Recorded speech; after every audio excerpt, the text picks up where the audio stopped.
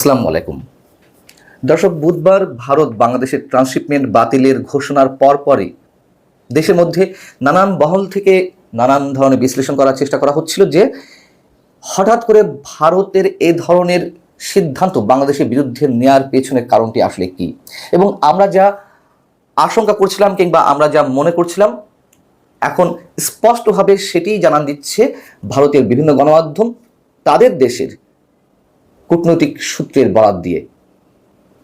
ভারতের প্রতিটি গণমাধ্যমে যেই বিষয়টিকে দায়ী করা হচ্ছে তা হচ্ছে আমাদের প্রধান উপদেষ্টার যে মন্তব্য সেভেন সিস্টার্স নিয়ে চীন সফরের সময়, সেটিকেই এর পিছনের মূল কারণ হিসেবে দেখানো হচ্ছে। আমি ভারতের মূল বা প্রথম সারি যে গণমাধ্যমগুলো তার কয়েকটি শিরোনাম এবং তারা কি মন্তব্য করছে তা শুধু আপনাদের সামনে তুলে ধরি, তারপর ছোট করে একটি বিশ্লেষণ করার চেষ্টা করব। দ্য ইন্ডিয়ান এক্সপ্রেস, তাদের শিরোনামই হচ্ছে এরকম: India hits back after Yunus north east remark halts transshipment facility for Dhaka. অর্থাৎ ডক্টর ইউনুস ভারতের উত্তর পূর্বাঞ্চল সম্পর্কে মন্তব্যের পর পাল্টা আক্রমণ, ঢাকার জন্য ট্রান্সশিপমেন্ট সুবিধা বন্ধ করে দিল ভারত। এর একটি অংশে বলা হচ্ছে যে বাংলাদেশের প্রধান উপদেষ্টা ডক্টর মোহাম্মদ ইউনুস কৌশলগতভাবে গুরুত্বপূর্ণ উত্তর পূর্ব ভারতের চারপাশে চীনা অর্থনীতির সম্প্রসারের পক্ষে কথা বলার কয়েকদিন পর নয়াদিল্লি বাংলাদেশের রপ্তানি পণ্যের জন্য ট্রান্সশিপমেন্ট সুবিধা বাতিল করেছে। এমন একটি পদক্ষেপ যা বেশ কয়েকটি দেশের সাথে বাংলাদেশের বাণিজ্যকে ব্যাহত করতে পারে। হিন্দুস্তান টাইমস তারাও হুবহু প্রায় একই রকমের শিরোনাম করেছে।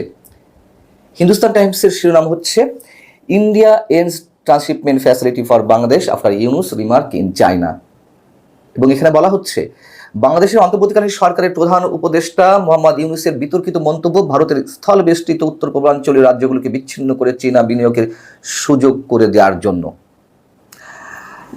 জি নিউজ তাদের প্রতিবেদনে বলছে, ভারত যে ঘোষণাটি দিল ট্রান্সশিপমেন্ট বাতিলের, সেই ঘোষণায় যদিও সুস্পষ্টভাবে কোনো কারণ উল্লেখ করা হয়নি, তবে বাংলাদেশের অন্তর্বর্তীকালীন সরকারের প্রধান সাম্প্রতিক চীন সফরে তিনি যে মন্তব্য করেছেন তাতে ভারতের উদ্বেগের কারণ হতেই পারে, এমনটাই মনে করছে রাজনৈতিক মহল।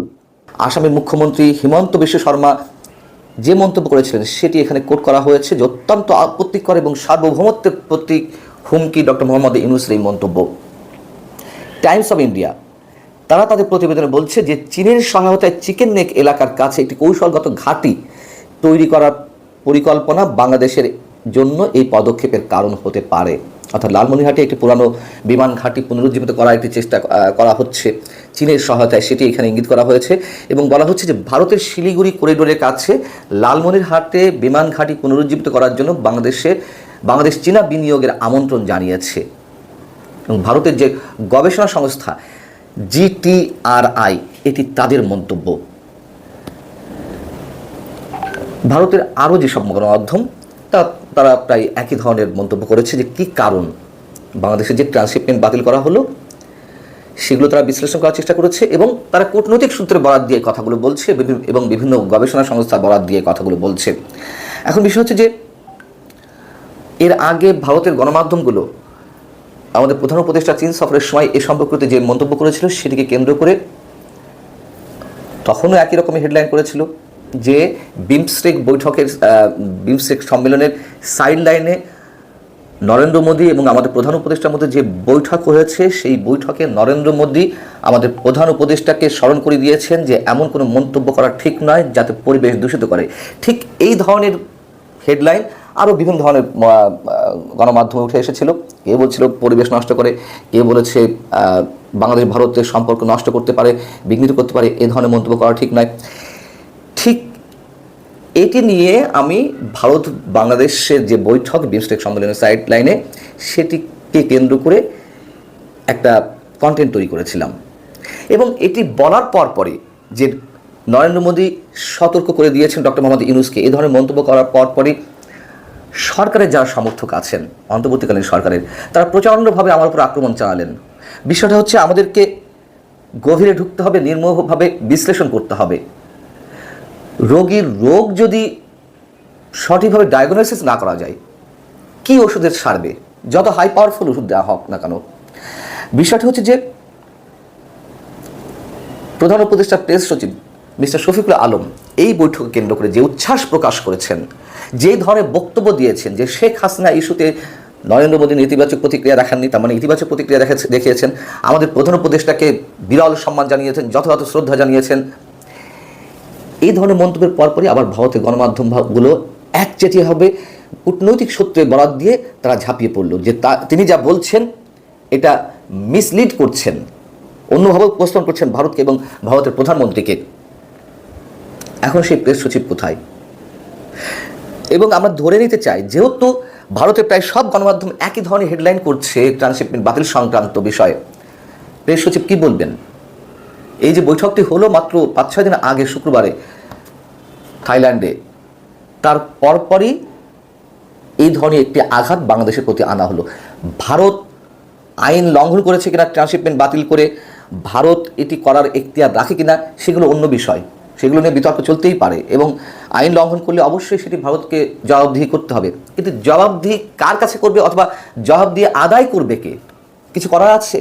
কি করবে বাংলাদেশ? আমাদের একটি বিষয় নিশ্চয় মনে আছে, আমি এই এক্সাম্পলও দিয়েছিলাম। G20 সম্মেলন আপনাদের মনে আছে নিশ্চয়ই, 2023 সেপ্টেম্বরে ভারতে অনুষ্ঠিত হলো। সেখানে জো বাইডেনের সঙ্গে একটি সেলফি তুলেছিলেন আমাদের সাবেক প্রধানমন্ত্রী শেখ হাসিনা, এবং সেটিকে কেন্দ্র করে ওবায়দুল কাদের যে ধরনের মন্তব্য করেছিলেন, আমাদের ভূগোল পড়ানোর চেষ্টা করলেন যে ওই সময় যুক্তরাষ্ট্র বাংলাদেশের বিরুদ্ধে অবস্থা নিয়েছিল একটি সুষ্ঠু নির্বাচনের দাবিতে, যদিও যুক্তরাষ্ট্রের অন্য টার্গেট ছিল। যাই হোক, ওবায়দুল কাদের বলার চেষ্টা করলেন, এই দেখো জো বাইডেনের সঙ্গে আমাদের প্রধানমন্ত্রীর কি অন্তরঙ্গ সম্পর্ক, কি ঘনিষ্ঠ সম্পর্ক, অতএব যুক্তরাষ্ট্র কিছুই করবে না। ঠিক একই ধরনের বিষয় কি আমাদের সামনে উপস্থাপনের চেষ্টা করেছিলেন প্রধান উপদেষ্টা প্রেস সচিব, এবং সেই মন্তব্যটিও আমি করেছিলাম। এখন সেটি প্রমাণ হচ্ছে। আমরা দেখেছি যুক্তরাষ্ট্রের ভূমিকা 5 আগস্ট আন্দোলনে তারা কী ধরনের প্লট নির্মাণ করেছিল।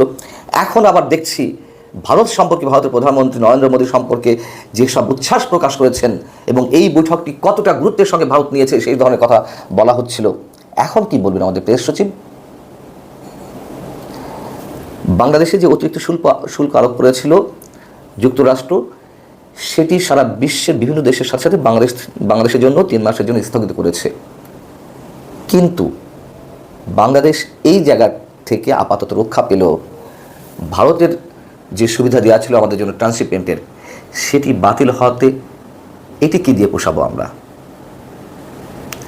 আল্লাহ হাফেজ, ভালো থাকুন সবাই।